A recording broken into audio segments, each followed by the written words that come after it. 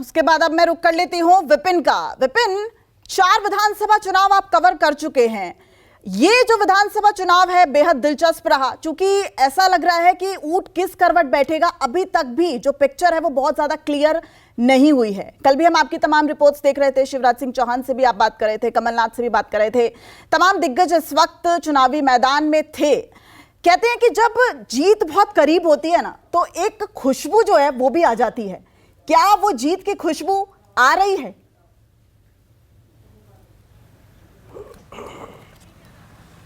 दिव्या दिव्या देखिए, बिल्कुल सही कहा कि लगातार जो अब तक मध्य प्रदेश विधानसभा चुनाव उनको मैंने बहुत नज़दीकी से देखा, लेकिन 2000 इस बार सबसे पहले ये बता दूं कि इस बार के जो अभी तक की जो वोटिंग हुई है उसका परसेंटेज हमको ये मान के चल रहे थे बहुत अंतर दिखेगा, लेकिन 1% से भी कम अंतर देखने को मिल रहा है। देखा जाए तो अब तक जो वोटिंग हुई है मध्य प्रदेश में उनके मुकाबले पिछले साल की तुलना में पिछले साल जो हुई थी 75.63% थी वोटिंग, और दूसरा इस बार हुई है 76.22, यानी 1% से कम वोटिंग। तो कहीं ना कहीं ये अंतर बताता है कि आखिरकार जो मतदाता हैं मध्य प्रदेश के, उन्होंने कांटे पर लाकर खड़ा कर दिया है दोनों ही दलों को कि अब क्या होगा। जो देखा जाता है कि अगर ये वोटिंग परसेंटेज पहले से ज़्यादा होता तो बहुत कुछ अंतर देखने को मिलता है। दूसरी बात है कि महिलाओं की बड़ी संख्या में वोटिंग करना, तो एक बात तो यह है कि कुछ महिला जो वोटर्स हैं वो पहले से बीजेपी का कोर वोटर मानी जाती हैं, कुछ वोटर हैं उनमें वो संख्या भी इंक्लूड है, और कुछ ऐसी महिलाएं हैं जो लाडली बहना से जुड़कर उसका लाभ ले रही थी, वो महिलाएं भी इस मतदान की जो परसेंटेज में इंक्लूड हो चुकी हैं। तो उनका भी अगर कैलकुलेशन किया जाए तो 1% से भी कम अंतर बताता है कि कहीं ना कहीं मुकाबला अभी एक तरफा नहीं कहा जा सकता है।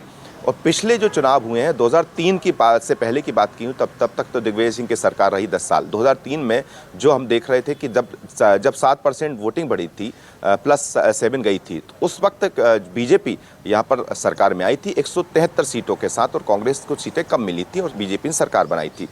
इसके बाद ये क्रम बढ़ता गया। इसके बाद बीजेपी ने जहां अगले चुनाव में 2003 के बाद 2018 में बीजेपी का जहां पर टोटल जो वोटिंग परसेंटेज था वो बढ़कर +2.53 था। उस वक्त बीजेपी की सीटें घटी थी, 173 से 143 पर आ गई थी। फिर वोटिंग परसेंटेज बढ़ा, 2.53 के बाद 2.35 हुआ, वो बीजेपी की सीटें घटकर 165 पे आ गई।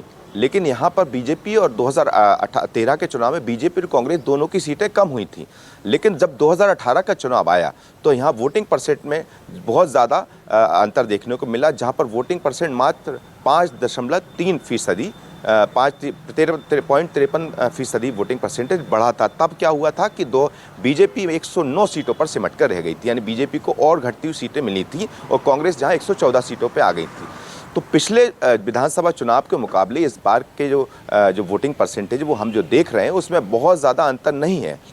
इसका मतलब ये है कि कहीं ना कहीं अब जो स्थितियां हैं वो पिछले चुनाव के नज़दीक आती दिखाई दे रही हैं, जहां पर ये नहीं कहा जा सकता है कि कांग्रेस वन साइडेड है या बीजेपी वन साइडेड है। हो सकता है कि इस मुकाबले में दोनों ही दल पिछले 2018 के चुनाव में जहां खड़े थे उसके आसपास ही नज़र आएँ। और दूसरी चीज़ यह है कि महिला वोटर्स पर जो हम कल तक चर्चा कर रहे थे कि महिलाओं की संख्या बढ़ना, महिलाओं की वोटर्स करना, लाडली बहना जैसी योजनाओं का, तो लाडली बहना योजना का अगर मुझे लगता है कि अगर बहुत ज़्यादा अंतर देखने को मिलता है या बहुत ज़्यादा लाडली बहना पहुंचती तो ये वोटिंग परसेंटेज में कुछ और इजाफा होता लाडली बहना के। ठीक है विपिन, ये जो सवाल है वो मैं अपने सहयोगी राजीव रंजन से लेना चाहूंगी।